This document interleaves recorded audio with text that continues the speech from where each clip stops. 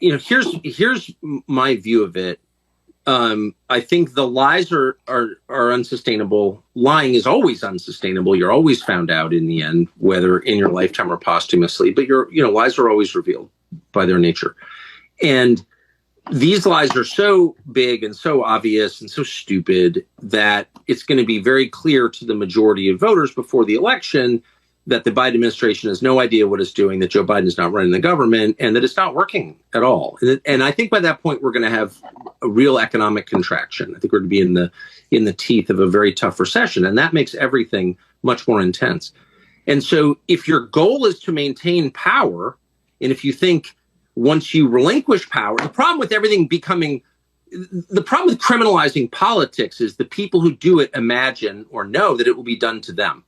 So once you start indicting your political opponents, you know that you have to win or else they're going to indict you if they win, right? Right. And so they can't lose. They will do anything to win. So how do they do that?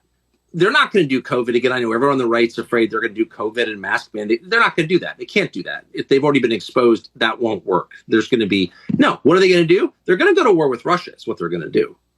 There will be a hot war between the United States and Russia in the next year. And really? Yes, of course. They want it anyway. I don't think we'll win it, but that's a separate analysis. But I think it's a political matter. They need to declare war footing in order to assume war powers in order to win. I believe that. And I think the evidence suggests that's true. So if you're worried about our politics getting even more vicious than it already is, and people being hurt in our politics, which is entirely possible, you should be worried about the prospect of an open war. We're already at war with Russia, of course. We're funding their enemies. So we're fighting Russia. But I mean, an open battle with Russia where we say we're at war with Russia. I think that could easily happen. I think we could Tonkin Gulf our way into it, where all of a sudden missiles land in Poland. The Russians did it. Our NATO allies been attacked. We're going to war. I could see that happening very easily. So if you're worried about that, you need to put as much pressure as you possibly can on the Republican-held Senate to force a peace, which can be done. The United States could force a peace in Ukraine tonight. We're funding one side. There is no Ukrainian army outside of NATO. If NATO withdrew its support for Ukraine, Ukraine would crumble in a day. So we are the only power in the world that can bring both sides to the table to force a peace, which will be unsatisfactory as all forced peaces are. Like each side will give more than it wants, but that's the only option. Otherwise, I would bet my house on it. We are going to war with Russia. And of course, the stakes are everything, our life on the planet. I mean, these are the two biggest nuclear arsenals in the world facing off against each other. So this is insane. They're insane. These are people who think men can become women, who believe that face masks save you from COVID. I mean, these are not rational people. Would they go to war with Russia? Of course they would. Again, they want to anyway. And I don't know why Republicans don't get this at all, but they don't seem to get it. And meanwhile, Republican leaders, and Mitch McConnell's senile too, so I don't even blame him, but all the stupid Republican senators and McCarthy in the House, I mean, it's pathetic. These people are all on board with the war against Russia. Why? Well, I think it may even be scarier because you say they believe masks work or they believe men can become women and so on and so forth. I don't know that they believe that. I think it may be worse. I think they can say or do anything to hang on to power.